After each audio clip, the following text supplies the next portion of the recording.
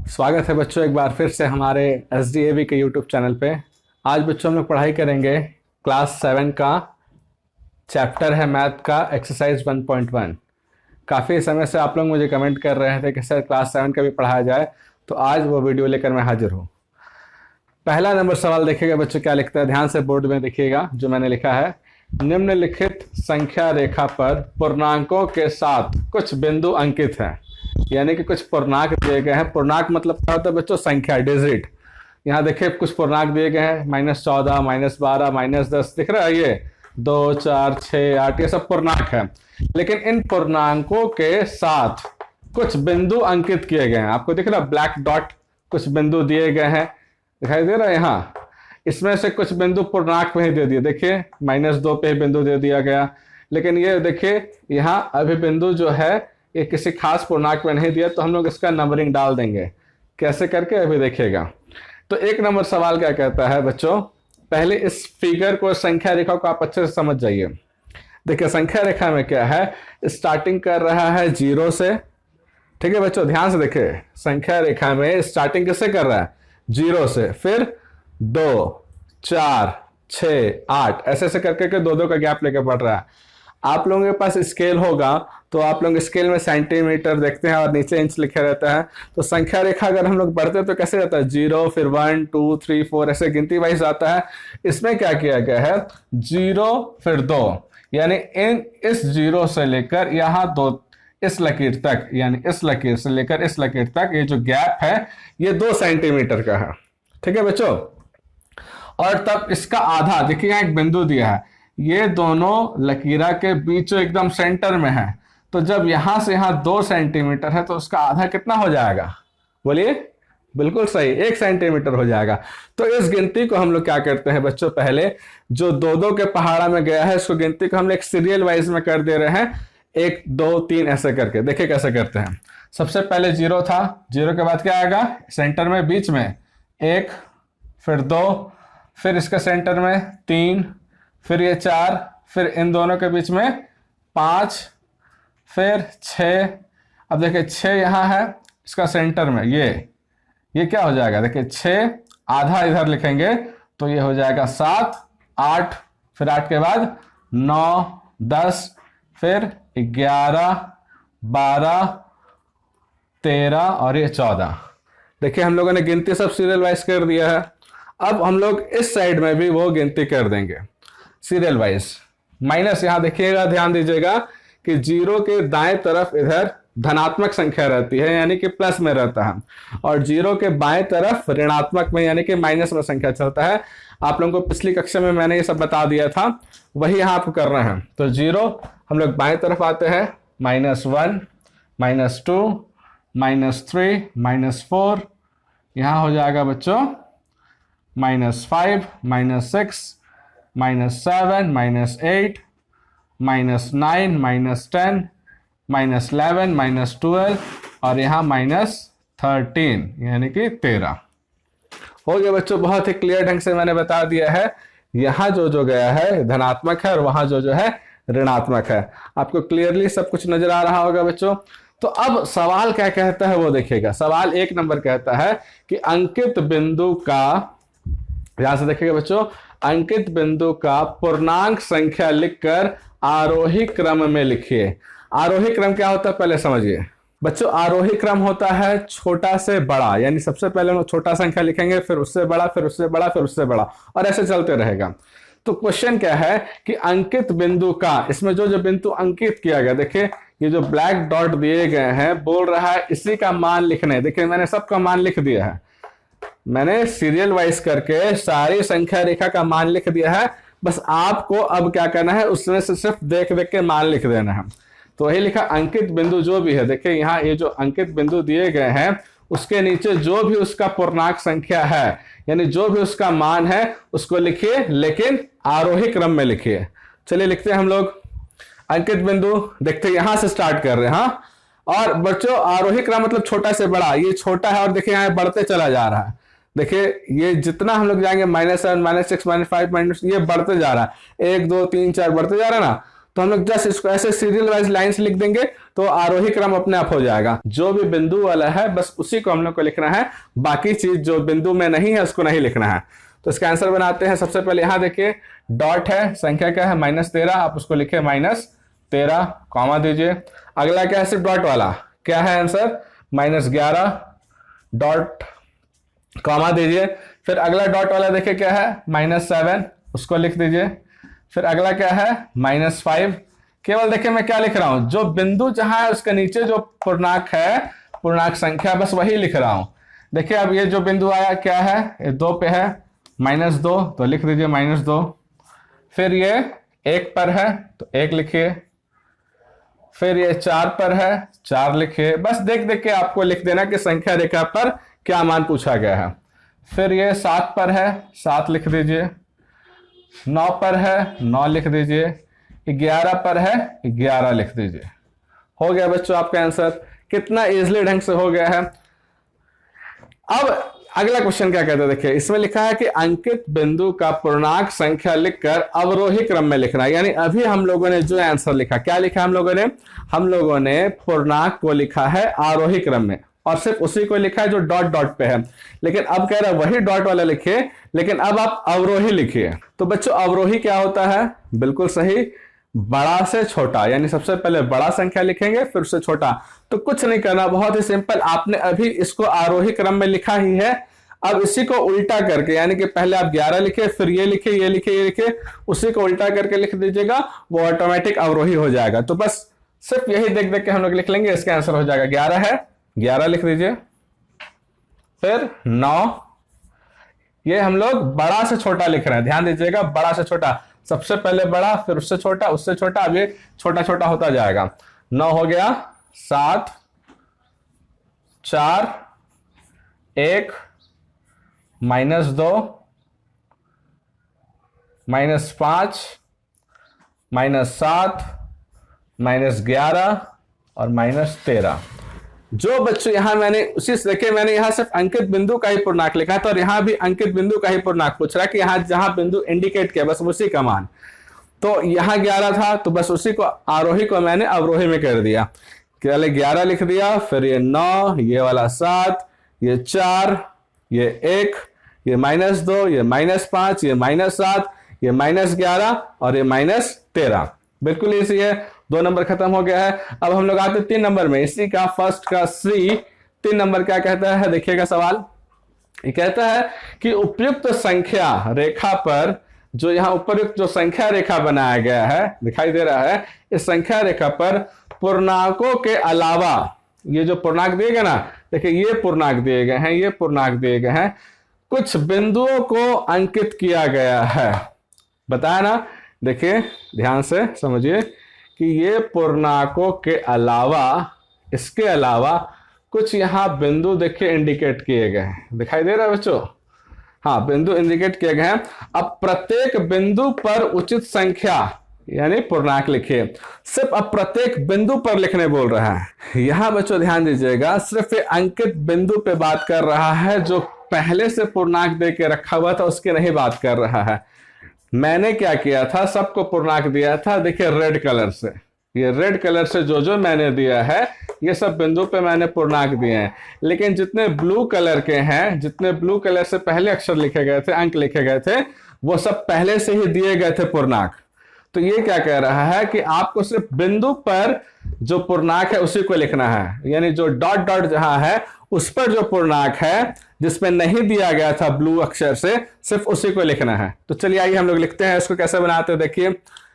और इसको आप कुछ भी लिखा है, जरूरी नहीं कि आप आरोही में लिखे, अवरोही में लिखे, इसमें कुछ है नहीं, आप किसी में भी लिख सकते हैं, आरोही चाहे अवरोही, केवल वो उचित संख्या होना चाहिए, लेकिन प्रत्येक बिंदु पर अंकित होना चाहिए। तो आइए लिखते हैं, देखिए यहां है तो मान उसका कितना हो गया, -13, ठीक है। यह भी बिंदु अंकित है, रेड से लिखा हुआ है। आपको ध्यान देना है कि सिर्फ रेड इंक से जो मैंने लिखा है बस वही ही मान आपको लिखना है बच्चों, सिर्फ रेड इंक वाला, ध्यान दीजिएगा। ये जो रेड से मैंने जो नंबर दिया है बिंदु को, सिर्फ वही लिखना है, जो ऑलरेडी पहले से ही पूर्णांक बने हुए थे उसको आपको नहीं लिखना है। तो सिर्फ रेड वाला जो जो रेड से लिखा हुआ नंबर बस वही ढूंढिएगा, जिसमें बिंदु भी हो। देखिए रेड से लिखा है, बिंदु है -11, बिंदु भी है रेड से लिखा है -7, बिंदु भी है रेड से लिखा हुआ है -5। देखिए यहां बिंदु है, लेकिन क्या इसको मैंने रेड से लिखा है? नहीं, ये ऐसा बिंदु था जिसका पूर्णांक पहले से ही दिया गया था, तो इसका आपको मान नहीं लिखना होगा। इसमें बात समझ रहे हैं? आपको वही लिखना होगा जो रेड इंक से मैंने अभी लिखा था नंबर। अब इसमें आते देखिए, इसमें बिंदु है, रेड इंक से भी लिखा है, तो 1 हो जाएगा। देखिए इस पे भी बिंदु है और रेड इंक से नहीं लिखा हुआ, 4 जो संख्या 4 है, तो वो भी आपको नहीं लिखना होगा बच्चों। अब अगला हम लोग देखते हैं बच्चों, यहां देखिए बिंदु है, रेड इंक से लिखा हुआ 7, तो 7 लिखते हैं। यहां भी बिंदु है, रेड इंक से लिखा हुआ 9, तो 9 लिख देते हैं। यहां भी बिंदु है, रेड इंक से लिखा 11, तो 11 लिख देंगे। बच्चों उम्मीद है आपको पूरा क्लियर हो गया होगा। यहां बच्चों अंतिम वाले सवाल में यह था कि संख्या रेखा पर पूर्णांक के अलावा, यानी ये जो पूर्णांक पहले से देखिए जो ब्लू में लिखा हो ना, ये इसके अलावा कुछ बिंदु को अंकित किया गया है। अब सिर्फ उस बिंदु का मान लिखना है जो पहले से क्वेश्चन में लिखा हुआ था, उसका मान नहीं लिखना है। उम्मीद है आपको ये क्लियर हो गया होगा। अब हम लोग बढ़ते हैं सवाल नंबर 2 की तरफ और देखते हैं उसे कैसे बनाते हैं। हाँ तो बच्चों हम लोग आ गए सवाल नंबर 2 की तरफ। देखते हैं सवाल क्या लिखता है। बच्चों लिखा है पूर्णांकों, क्या क्या पूर्णांक है? 8, -5, 3, 0, -7, -4 को आरोही क्रम में क्रमबद्ध करना है और अपने उत्तर की जांच करने के लिए इन्हें एक संख्या रेखा पर अंकित करना है। ठीक है, तो ये जो पूर्णांक दिए गए हैं बच्चों 8, -5, इसको हम लोग को पहले आरोही क्रम में लिख देना है। आरोही क्रम में अभी मैंने आपको लिखना सिखा ही दिया बच्चों, बहुत ही इजी मेथड है आरोही क्रम पे लिखना। हम लोग आंसर लिख देते हैं आरोही क्रम में, यानी कि छोटा से बड़ा। तो सबसे छोटा कौन है? अच्छा यहाँ एक चीज आप लोग ध्यान दीजिएगा बच्चों, इसके पहले वाले सवाल में मैंने आपको बताया था संख्या रेखा में, वहां संख्या 14, 15 जितना उस साइड जा रहा था बायां साइड, वो उतना छोटा होता रहेगा। तो माइनस में उल्टा चलता है। अगर मान लीजिए 2 संख्या है, आप में से बहुत बच्चे कंफ्यूज कर जाते हैं जब मैं पूछता हूं कि -7 बड़ा है कि -4 बड़ा है। आप संख्या को देखते हैं, 7 बड़ा है तो आप कह देते हैं सर -7 बड़ा है, जबकि ऐसा नहीं होता। माइनस में बड़ा उल्टा चलता है। अगर संख्या जितना ज्यादा बड़ा रहेगा समझ लीजिए वह उतना छोटा है। बात समझ रहे हैं?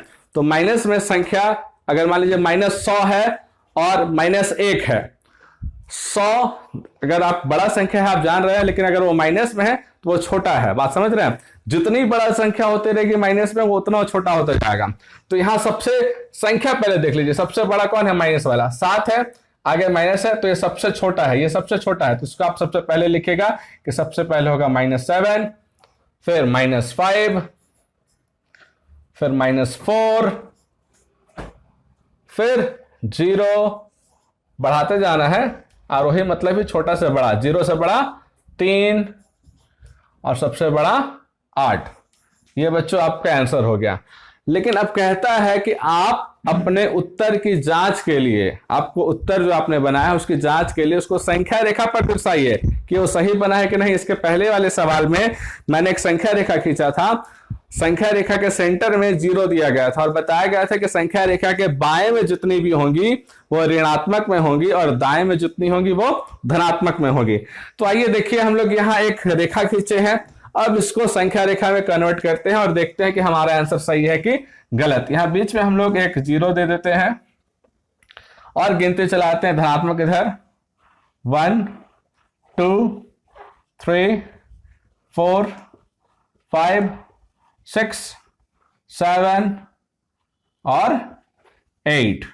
बच्चों एक चीज आप इस चीज को नोटिस कीजिएगा, अभी तो मैं पैमाना का यूज नहीं कर रहा हूं, लेकिन आप लोग पैमाना का यूज कीजिएगा, स्केल का यूज कीजिएगा। इन दोनों के बीच जो दूरी आप लोग रखेगा वह लगभग समान ही होना चाहिए। ऐसा नहीं कि आपने एक यहां बिल्कुल हटा दिया और अगला 2 आप वहां लिख रहे हैं।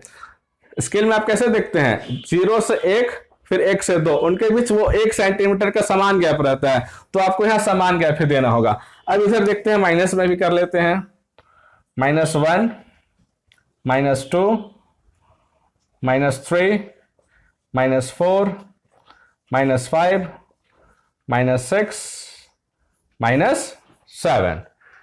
तो अब हम लोग बच्चों देखते हैं कि क्या हमारा टर्म ये जो था ये लाइन वाइज लाइन हुआ कि नहीं। पहले उसको हम लोग छाट लेते हैं -7, तो -7 कहां ढूंढिए, ये रहा, -5 ये रहा, -4 ये रहा, 0 ये रहा, 3 ये रहा और 8 ये रहा। तो देखिए कि क्या ये एक सीक्वेंस में पहले ये आया, फिर ये आया, फिर ये आया, फिर ये आया, ये लगातार ऐसे आ रहा है ना, कि क्या ऐसा हो रहा है कि 4 हम यहां लिखे हैं माइनस का तो 6 इधर चला जा रहा है, नहीं ना। या 3 इधर है तो 8 इधर हो जा रहा है। संख्या रेखा पे देखिए कि जिस सीक्वेंस में हमारा आंसर है उसी सीक्वेंस में, उसी स्थिति में हमारा संख्या रेखा में भी दर्शा है। तो यहां हम लोगों ने उत्तर को बड़े आराम से जांच कर लिया है कि हम लोगों ने जो आंसर लिखा है संख्या रेखा में भी देखिए हूबहू ऐसे ही है, और संख्या रेखा में आपको ऐसे जांच करके जस्ट अपने कॉपी में बना के दिखा देना है। बात समझ गए बच्चों। अब हम लोग बढ़ते हैं अगले सवाल नंबर 3 की तरफ। इसको आप बढ़िया से देख लीजिए। इसी तरह से आपको संख्या रेखा में अपना जो भी आपने आंसर लिखा है जांच करके दिखा देना है कि ये सही है। बढ़ते हैं सवाल नंबर 3 की तरफ, आइए देखते हैं। हाँ तो बच्चों हम लोग आ गए अगले सवाल में। क्वेश्चन क्या कहता है, 3 नंबर देखिएगा। किसी प्रश्नोत्तरी में सही उत्तर के लिए धनात्मक अंक दिए जाते हैं और गलत उत्तर के लिए ऋणात्मक अंक दिए जाते हैं। यदि जांच उत्तरोत्तर चक्करों राउंड में जैक द्वारा प्राप्त किए गए अंक 15, -5, -10, 25 और 20 थे, तो बताइए अंत में उसके अंकों का कुल योग कितना था। बच्चों क्वेश्चन की लंबाई देख के डरिए मत, बहुत ही इजी है, बहुत ही आसान है। सच पूछे तो इसका क्वेश्चन क्या है, बस यही है कि इसको इन संख्या का कुल योग निकाले, बस यही क्वेश्चन है। तो इतना देख के डर मत जाइए कि क्या है क्या नहीं, बस कह रहा है कि एग्जाम हुआ है और जैक बोर्ड ने, जैसा कि आप लोगों का जैक ही बोर्ड है, जैक मतलब झारखंड एकेडमिक काउंसिल, जो आपके मैट्रिक की बोर्ड 8 की बोर्ड के जो एग्जाम लेता है वो जैक ही लेता है। तो लिखता है कि जैक बोर्ड ने प्रश्नोत्तरी में यानी क्वेश्चन आंसर जब करवाया कंपटीशन एग्जाम, तो उसमें अगर आप सही आंसर दे रहे हैं तो उसमें आप धनात्मक अंक यानी प्लस कौन कौन से, जैसे 15 हुआ, 25 हुआ, 20 इस तरह का अंक किसी को मिला है, और गलत अगर उत्तर दे रहा है तो उसको ऋणात्मक अंक मिल रहा है। अगर गलत आंसर देने पे माइनस में नंबर दिए जा रहे हैं, जैसे कि -5, -10 इस मिला है। तो बता रहे कि ये कुल योग कितना होगा। अगर कोई लड़का मान लीजिए इतना पाया है तो उसका कुल योग बताना है। तो सिंपल में हम लोग केवल क्या लिखते हैं आंसर को, इसको लाइन से उतार देते हैं। 15 का 15, -5 का -5, -10 का -10, और 25 के आगे धनात्मक है यानी प्लस का चिन्ह है तो +25, और इधर भी 20 के आगे धनात्मक है यानी कि +20। अब बताना है बस इसी का कि कुल योग कितना है। तो इसका बच्चों नियम मैंने आपको बताया था कि जितने भी प्लस वाले हैं पहले आप उसको जोड़ दीजिए, फिर जितने भी माइनस वाले हैं उसको जोड़िए, फिर दोनों को घटा दीजिए। ध्यान दीजिएगा, अगर 2 या 2 से ज्यादा संख्या जितना भी है और सब में माइनस का चिन्ह है तो वो जुटता है, लेकिन चिन्ह माइनस का लगता है। ये नियम आपको सब बताया गया था। तो हम लोग इसको किसको जोड़ेंगे, देखिए पहले प्लस वाले को छांटते। कौन कौन है प्लस वाला, 15 प्लस में है, 25 प्लस में है और 20 प्लस में है। तो पहले सिर्फ इन्हीं को जोड़ेंगे। तो 15 और 20 आपका हो गया 35, 35 और 5 40, 40 और 20 बच्चों कितना हो गया, 40 20 होता है 60, 60 हो गया। अब ये जो दोनों माइनस वाला है, दोनों माइनस में है लेकिन ये जुटता है, लेकिन चिन्ह किसका लगेगा, आपको बताया था चिन्ह माइनस का लगेगा। तो इसको जोड़ते हैं, 10 और 5 हो जाता है बच्चों 15। अब ये मेरे पास 2 डिजिट बन गया। अब यहां हो गया 60 में से 15 मुझे घटाना है, तो 60 में से 15 घटा देंगे, कितना बच जाएगा बच्चों, बोलिए। बिल्कुल सही, 45। ये हमारा हो गया आंसर। बहुत ही आसान है। तो हम लोग का कुल योग कितना आ गया, 45। सिंपल है।